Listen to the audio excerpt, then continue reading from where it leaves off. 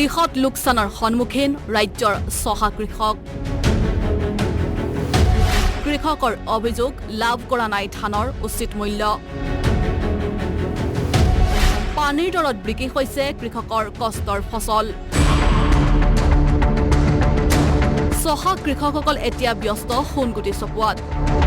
কিন্তু এইখিনি সময়তে কৃষকসকলৰ অভিযোগ লাভ কৰা নাই ধানৰ উচিত মূল্য।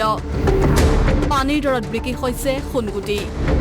হোজাই জিলাত আজিৰ তাৰিখত প্ৰতি কুইণ্টল ধানৰ বজাৰ মূল্য মাত্ৰ 1375 টকা, অৰ্থাৎ প্ৰতিমোন ধানৰ মূল্য মাত্ৰ 550 টকা, যাৰ বাবে বৃহৎ লোকচানৰ সন্মুখীন হৈছে হোজাই চহা কৃষক। দাম কিমান পাই আছে? বৰ্তমান 550 প্ৰতি মোনত। আমি আশা ৰাখিছোঁ চৰকাৰৰ ওচৰত যদি আৰু 1000 টকা যদি মোনত হয় তেতিয়াহ'লে আমি কৃষক ৰাইজে বহুত উপকৃত হ'ম। এতিয়া আহিছোঁ প্ৰকৃত সত্যলৈ।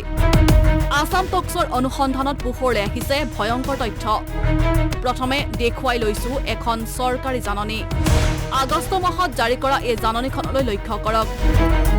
এই জাননী অনুসৰি প্ৰতি কুইণ্টল সাধাৰণ ধানৰ মূল্য 2369 টকাকৈ ক্ৰয় কৰিব চৰকাৰে, অৰ্থাৎ প্ৰতিমোন ধানৰ ন্যূনতম বিক্ৰী মূল্য 946 টকাকৈ বান্ধি দিছে চৰকাৰে। আছাম টক্সৰ সন্মুখত এই কথাটো স্বীকাৰ কৰে হোজাই জিলা কৃষি বিষয়াই। আমাৰ এটা খুব সুন্দৰ এটা যোজনা আছে, ধান ক্ৰয় যোজনা, যি যোজনাৰ যোগেদি কৃষকে তেওঁলোকৰ ন্যায্য মূল্য পাব পাৰিব। আৰু এই যোজনাৰ অধীনত কৃষকে প্ৰতি কুইণ্টলৰ প্ৰতি তেওঁলোকে 2369 টকা পোৱাৰ ব্যৱস্থা আছে। আমাৰ জিলাখনৰ কাৰণে মুঠ 16টা ধান ক্ৰয় কেন্দ্ৰ ইতিমধ্যে নটিফাই কৰিছে। আৰু এই ধান ক্ৰয় কেন্দ্ৰসমূহত তেওঁলোকে যদি কৃষকে ধান জমা দিয়ে উচিত মূল্য পাব, আৰু মধ্যভোগীক এইটো কোনো পদ্ধতি সুবিধা পোৱাৰ ব্যৱস্থা তাত নাথাকিব। কিন্তু এইখিনিতে উত্থাপিত হৈছে মূল প্ৰশ্ন। চৰকাৰে জাননী দিয়াৰ পিছতো, চৰকাৰী বিষয়াই নিৰ্দেশ দিয়াৰ পিছতো ন্যূনতম ক্ৰয় মূল্যতকৈ অৰ্ধ মূল্যত কিয় বিক্ৰী হৈছে ধান? ৰাজ্যক কিয় ৰামঠগন দিছে মধ্যভোগীয়ে?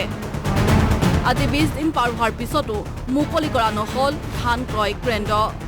লুণ্ঠন চলাইছে মধ্যভোগীয়ে। কোনে চলাইছে কৃষি বিভাগত দালাল ৰাজ? এয়া আজিৰ তাৰিখত গুৰুত্বপূৰ্ণ প্ৰশ্ন। অব্যাহত থাকিব আছাম টক্সৰ অনুসন্ধান।